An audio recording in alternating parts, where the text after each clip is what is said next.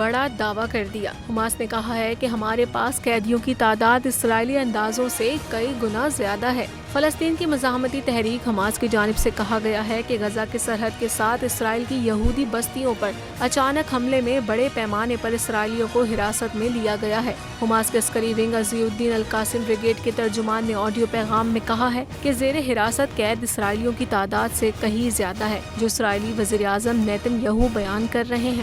اسرائیلی قیدیوں کو غزہ کی پٹی کے مختلف علاقوں میں رکھا گیا ہے۔ حماس کے ترجمان نے دعویٰ کیا ہے کہ آپریشن باقاعدہ منصوبہ بندی کے ساتھ کیا گیا۔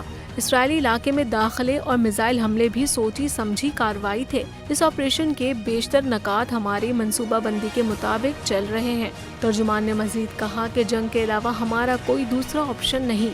ہم تمام ممکنہ منظرناموں کے لیے تیار ہیں اور اسرائیل کا مقابلہ کرنے کی سخت رکھتے ہیں۔